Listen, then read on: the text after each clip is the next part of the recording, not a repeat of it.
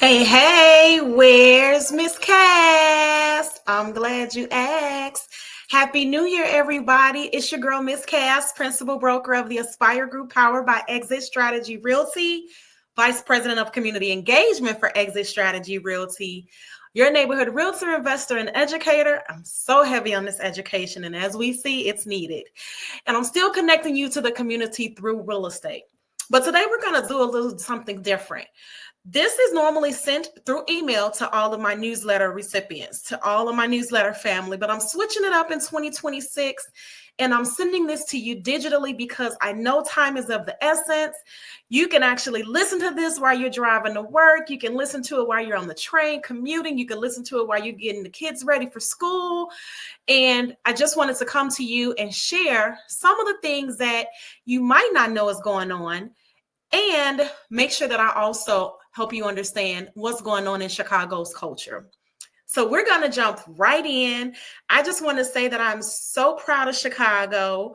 We were proudly included in Dick Clark's New Year's Eve celebration, reminding the city exactly who we are. Yes, we are a global city, a cultural powerhouse, a place with history, hustle, and best of all, heart. Chicago isn't just where we live, it's a city that the world is watching. So once again, shouts out to everybody here in Chicago. Shouts out to all of the persons that participated, planned, and performed at such a phenomenal celebration. I was proudly watching from the comfort of my own home. So once again, shouts out Chicago. Now, let's jump into some local news. Speaking of Chicago, I wanted to just share what's really been going on here on the local level in terms of real estate. What are we seeing on the housing market? And one of the things that I think is really important is that we stay up to date with anything that's happening locally in Chicago, in our county, as well as our state, especially the updates that affect housing, property ownership, development, and our communities. So if you're a homeowner, renter, or an investor, and you simply want to stay informed, this is for you. This is truly for you. So hang out with me today and let's get into it. We're going to talk a little bit about Chicago updates from a city council perspective. The city council approvals have seen new development projects and they continue to move forward across multiple wards. At one time, we were only seeing cranes in one particular ward, and now we're starting to see that shift and we're starting to see housing and development in so many different wards. So special shouts out to the city of Chicago, the Department of Planning and Development. Yeah. And if you are not following the Department of Planning and Development, please follow them on LinkedIn. That is where a lot of this information is shared. Special shout out to the Commissioner, Sierra Boatwright, for all that she's doing to bring positive movement to the growth of Chicago. Now, one of the things that I'm seeing a lot of is zoning changes, which are making it a lot easier to convert empty storefronts and underutilized commercial spaces into residential units. These improvements are important because they impact housing supply, they impact neighborhood stability, and they also impact investment opportunities. So special shouts out to the Department of Planning and Development and all of the developers and those that are really, really taking a hand into making sure that we continue to grow our great city. Shouts out to all of you. One thing that I would keep an eye on is the property tax and the blight funds fight that is going on between alderpersons. There are some alderpersons who are closely scrutinizing how property tax dollars meant to fight blight are actually being used for other things. And this is important because those funds directly impact neighborhood revitalization, homeowner stability, as well as long-term affordability. Those conversations are worth watching. And if you've never gone to a city council meeting at City Hall, I highly encourage you do. Really understand what's going on the local level, because it's not just about policy, it's about personal and real life real estate strategies that are going to impact us and could impact us for generations to come. Looking at what's going on at Cook County, homeowners, take note. The Cook County focus remains on property tax accuracy and accountability. The appeals processes and long-term reform conversations have property owners exhausted, myself included. I have been doing a lot of footage on my TikTok channel about taxes. And I highly encourage you to look me up on TikTok if you're not already following, because we do a lot of conversation around what's going on. I share different updates. It's an easier platform for me to just hop in on to share updates. So be sure to follow me on TikTok if you're not already doing so. The increased awareness around how these taxes are affecting families is starting to come to a head. I've been speaking to many families who are now having to choose between home maintenance, which was already an issue, medicine, utilities, food, gas for their automobiles, and even car insurance, trying to figure out how they're going to make ends meet. But here are some things that we can do even when the appeal windows close. We should always be reviewing our assessments annually. Make that a habit to do that each and every year. Make sure that you are monitoring how your properties are described. Is the lot footage correct? Is the description of the property correct? Is the address to the PIN correct? These are things that we want to make sure that we pay close attention to as we continue to advocate for ownership and for long-term ownership over the course of the next few years. Also, monitoring the exemptions that you have. If you have missing exemptions, do what you need to do to get those exemptions placed back on your property. You can also file a certificate of error for some of those past years if there are exemptions that are missing.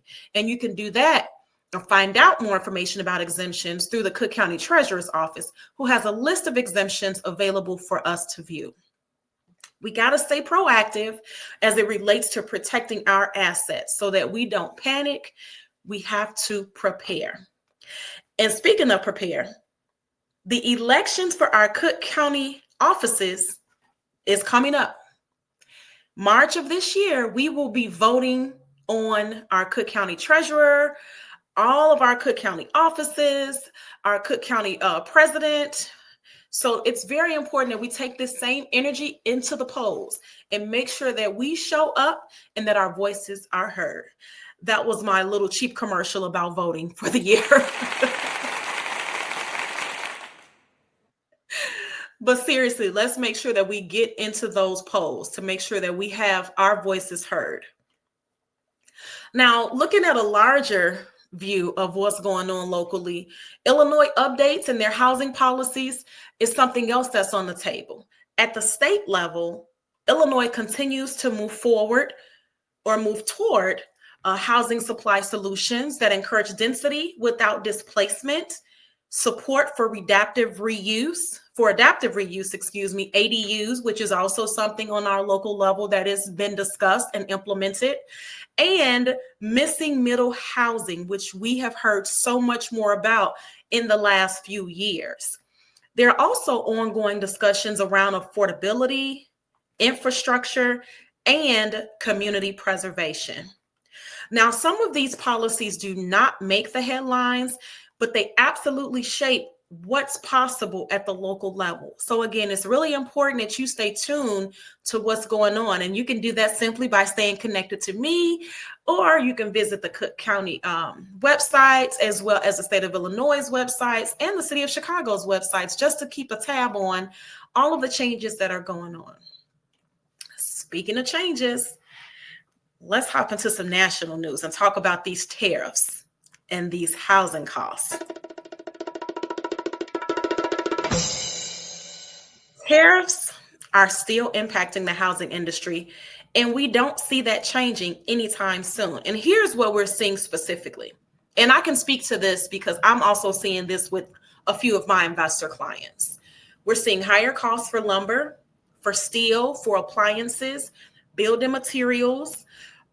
New construction is obviously becoming more expensive as a result. Renovation and rehab budgets are tightening. So here is a call to action for anybody who is looking to go into fixing and flipping, looking to go into fixing up a property.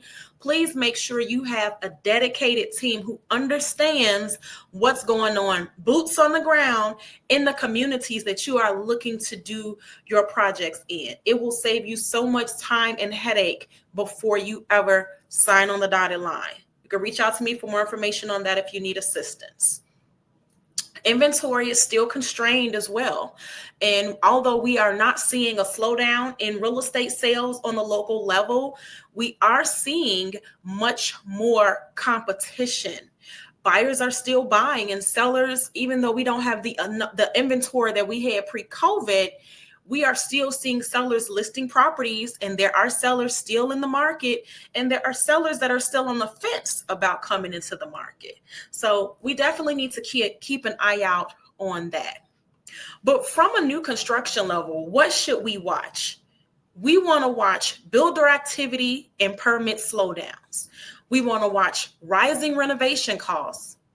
We also want to keep our eyes on the shift towards commercial to residential conversions as an alternative to ground up builds. We're going to see a lot more of that here in the near future. Simply what this means, you all, is strategy matters more than speed. Take your time, do your due diligence, do not rush into these projects. There are so many variables that could potentially knock you off of your square and could potentially cause your budget to increase dramatically. Now, although we're talking a little bit about news, I also want to shout out one of our Black-owned businesses, a Black-owned business that I have been to. Just want to shift gears a little bit. And I really want to shout out the brunch, the Once Upon a Brunch, which is being hosted by The Book Joint. Now, if you guys don't know about The Book Joint, it's a Black-owned mother and daughter bookstore located at 6900 South Stony Island Avenue. And on January the 24th from 12 to 2, they're going to have a brunch for book lovers. And I want to share this QR code. You can scan that QR code there, and you can actually register for that brunch.